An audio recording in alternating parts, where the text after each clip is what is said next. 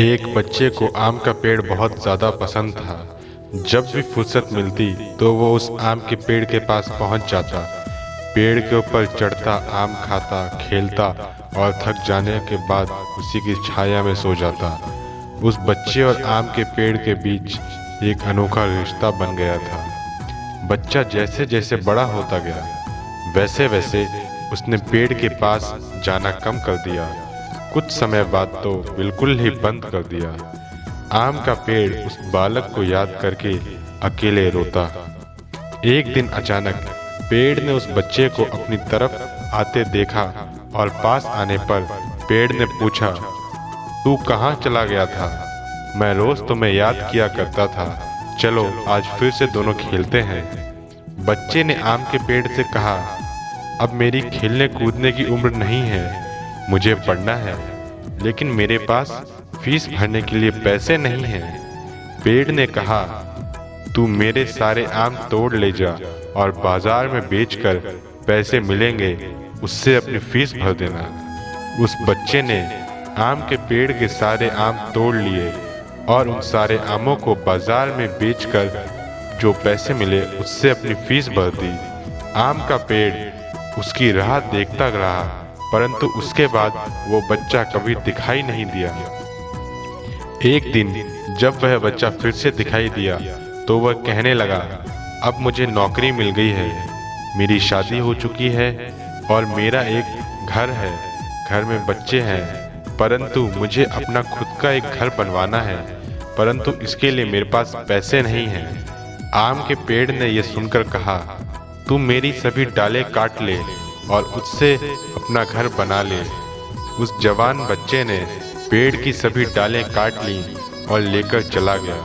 अब आम के पेड़ के पास कुछ भी नहीं था, वो अब बिल्कुल बंजर हो गया था, कोई उसे देखता भी नहीं था।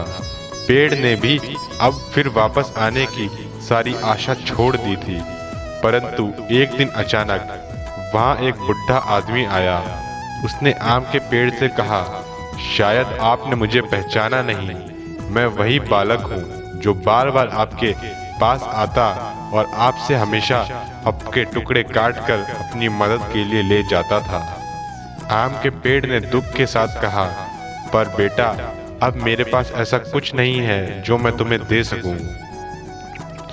ये सुनकर उस वृद्ध की आंखों में आंसू आ गए और उसने कहा, आज मैं आपसे कुछ लेने नहीं आया हूँ, बल्कि आज तो मुझे आपके साथ जी भर के खेलना है, आपकी गोद में सर रखकर सो जाना है। इतना कहकर वह आम के पेड़ से लिपट गया और आम के पेड़ की सूखी हुई डालियां फिर से अंकुरित हो उठी। वो आम का पेड़ हमारे माता पिता हैं। जब छोटे थे उनके साथ खेलना कूदना बहुत अच्छा लगता था, लेकिन जैसे जैसे हम बड़े होते गए वैसे वैसे हम उनसे दूर होते गए। पास भी तब आए जब कोई ज़रूरत आन पड़ी या कोई समस्या खड़ी हो गई, परंतु उसके बाद हमें उनकी कोई ज़रूरत नहीं लगी। और कुछ लोग तो आज के ज़माने में उनको वृद्धा आश्रम भी भेज देते हैं।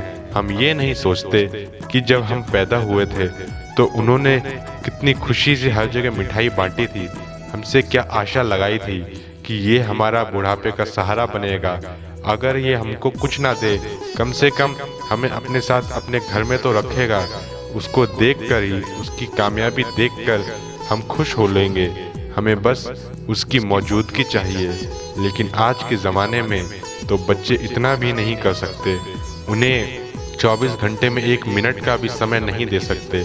यदि आप उन्हें 24 घंटे में 5 मिनट का भी समय देंगे तो उन्हें ऐसा लगेगा कि ये 5 सदियों के बराबर है, क्योंकि उनके जीवन में अब ज़्यादा समय नहीं है।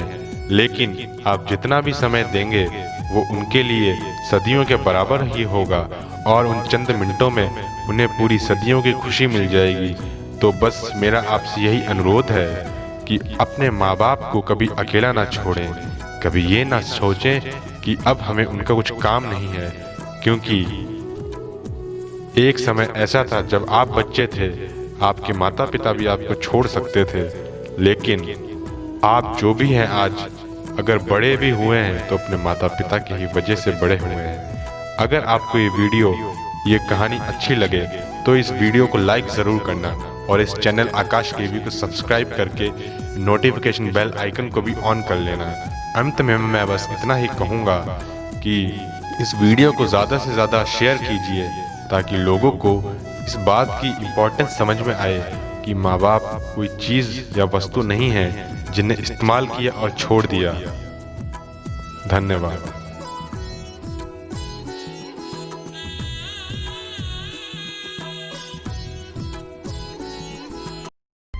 To change your